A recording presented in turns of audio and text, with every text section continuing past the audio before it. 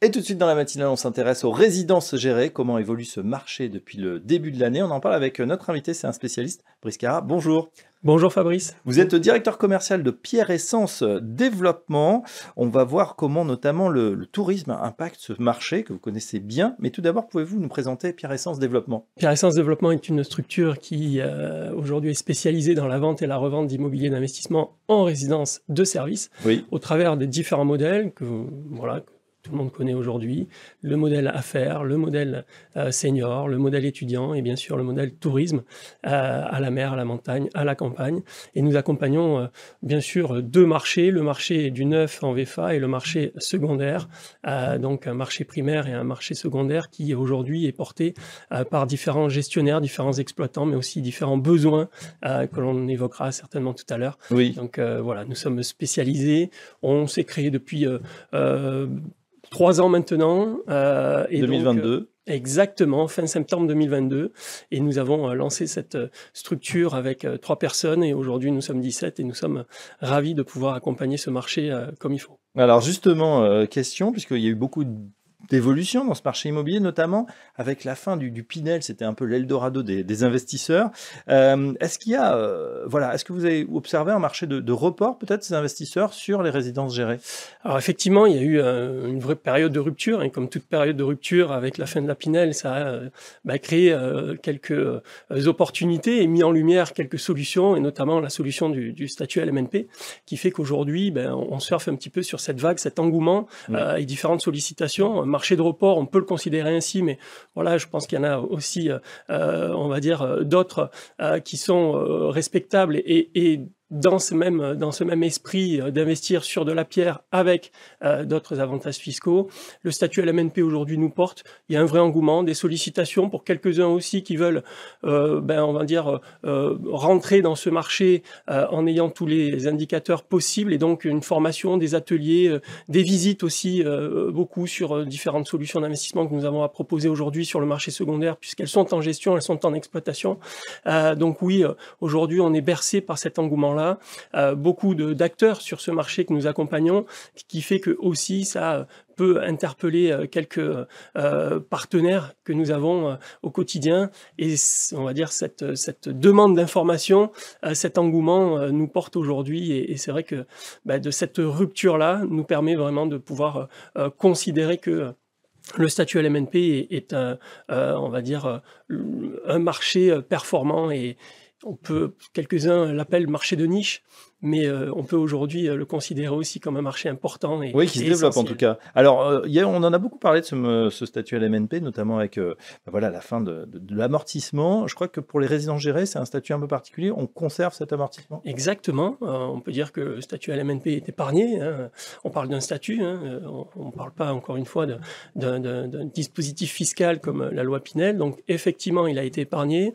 À ceci près que dans cette démarche, il y a eu quelques évolutions, notamment sur le marché du tourisme, et donc c'est vrai que la cible était, on va dire, le marché Airbnb, pour citer en tout cas la plateforme, et les autres. Et c'est vrai qu'il y a eu sur ce marché du tourisme un impact, on va dire, sur l'immobilier d'investissement en résidence géré touristique, mais cet impact, on va dire, a été aujourd'hui, on va dire, bien analysé, bien calculé, ce qui fait que suite à cette mise en place de cette loi de finances, aujourd'hui le marché s'est fortement adapté. Et ce qui est vrai, c'est que aujourd'hui la résidence de tourisme bat son plein, est très sollicitée parce que de belles adresses, parce que des gestionnaires de renommée, leaders sur leur marché pour beaucoup d'entre eux. Et donc c'est vrai que d'un point de vue patrimonial, le tourisme aujourd'hui a le vent en poupe. Voilà, alors les raisons du succès, vous l'avez évoqué un petit peu. En tout cas, ce marché du tourisme, c'est quelque chose que vous connaissez bien chez Pierre Essence Développement.